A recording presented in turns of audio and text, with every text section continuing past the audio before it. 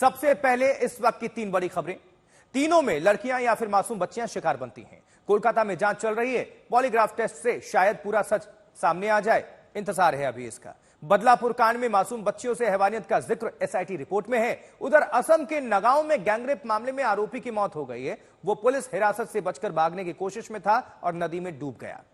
तीन तस्वीरें, कोलकाता रेप कांड, बदलापुर में सियासत पर विराम, लेकिन लगातार यह मामला तूल पकड़ रहा है। और असम में गैंगरेप आरोपी की मौत हुई, यही जो तालाब है इसी में डूबकर, और हथकड़ी लगी हुई थी और डूबने से मौत हो गई। आपको बताएं, पुलिस ने ये जो जानकारी दी है, सुबह 4 बजे इसको लेकर जाया जा रहा था क्राइम सीन पर। अब असम के नगांव गैंगरेप कांड के एक आरोपी की मौत हुई है, उसके बारे में अपडेट कर रहे हैं आपको। पुलिस के मुताबिक आरोपी पुलिस हिरासत से भागने की फिराक में था, कोशिश में था, और तभी वो तालाब में गिर गया। 2 घंटे की तलाशी के बाद आरोपी तफजुल इस्लाम, इस केस का मुख्य आरोपी बताया जा रहा है, जो उसकी जान चली गई।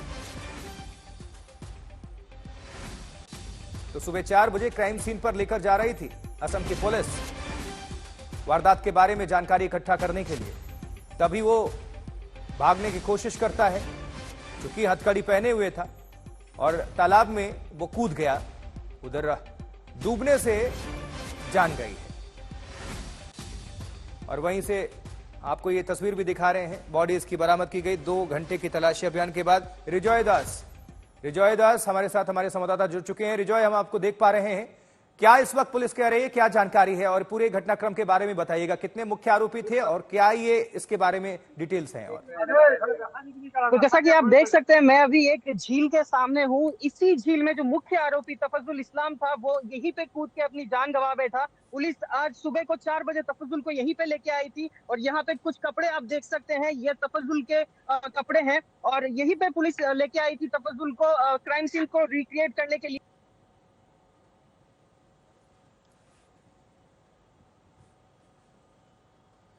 चलिए, कुछ तकनीकी समस्या, हम फिर से दोबारा रुक करेंगे रिजॉय का। लेकिन ये आपको हम जो दिखा रहे हैं ब्लड, ये जो तस्वीर, ये डेड बॉडी है तफजुल इस्लाम की। ये मुख्य आरोपी है बताया जा रहा है। वैसे 3 लोग इसमें आरोपी बताए जा रहे हैं, उनमें से एक है तफजुल इस्लाम। पुलिस इसे सुबह 4 बजे लेकर आई घटनाक्रम के बारे में डिटेल्स हासिल करने के लिए। तभी ये भागने की कोशिश करता है और इस तालाब में कूद जाता है। हथकड़ी चूंकि लगी हुई थी तो ये डूबकर इसकी जान चली गई। अब आपको दिखाते हैं रिपोर्ट।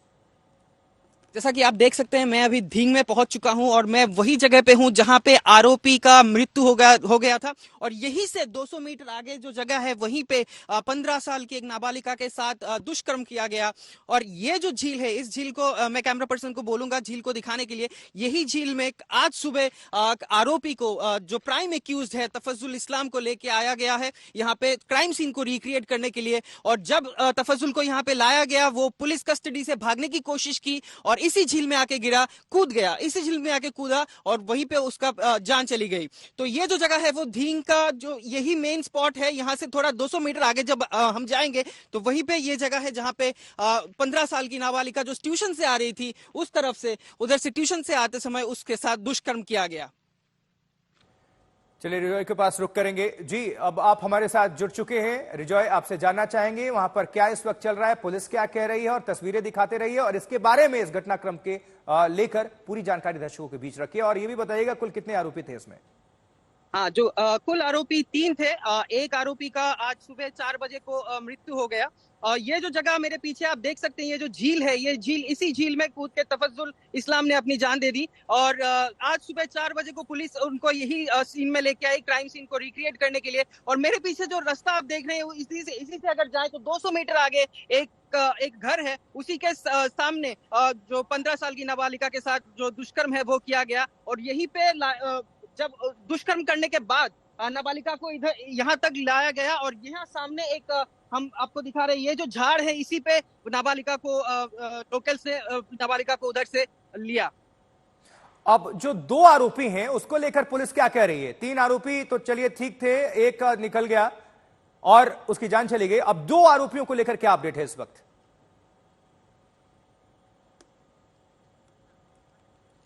रिजॉय तक आवाज नहीं पहुंच पा रही है। चलिए, हम दोबारा रुक करेंगे। लेकिन जिस तालाब से आरोपी का शव बरामद हुआ है, वहां आसपास के कई लोग जमा हुए। कई लोगों ने इस मौत को लेकर खुशी भी प्रकट की है। हम लोग को चाहिए कि उसको मतलब ऐसा सजा दे जो रेपिस्ट थे उसको ऐसा सजा दे कि पूरी दुनिया याद रखे, पूरी दुनिया हमेशा याद रखे जो रेपिस्ट थे वो लोग रेप करने से पहले 1000 बार सोचे कि रेप करने से हम लोग को ऐसे दर्दनाक मृत्यु होगा। तो हम लोग को मतलब पुलिस प्रशासन भी है, जो हम लोग का असम सरकार है, सबको यही अनुरोध है कि जो 2 रेपिस्ट अभी भी घूम रहे खुले आसमान के नीचे घूम रहे, उन लोगों को हम लोग को सौंपिए। अगर आप लोग उन लोगों को मतलब ऐसा मौत नहीं दे सकते तो हम लोग देंगे। असम के मुख्यमंत्री हेमंता बिस्वा शर्मा क्या कह रहे हैं, सुनते हैं। जब नारी का ऊपर कोई अत्याचार होता है, नारी का ऊपर, नारी का मर्यादा का ऊपर कुछ काम, ऐसा गलत काम होते हैं तो हमें तुरंत एक्शन लेना चाहिए।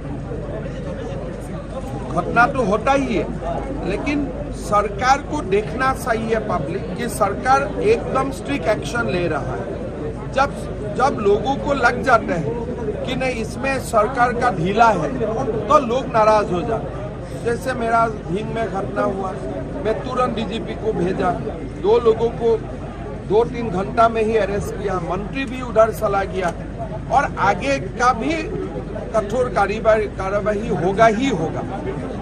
जब ऐसा घटना होता है सरकार को बहुत एग्रेसिव एक्शन लेना चाहिए।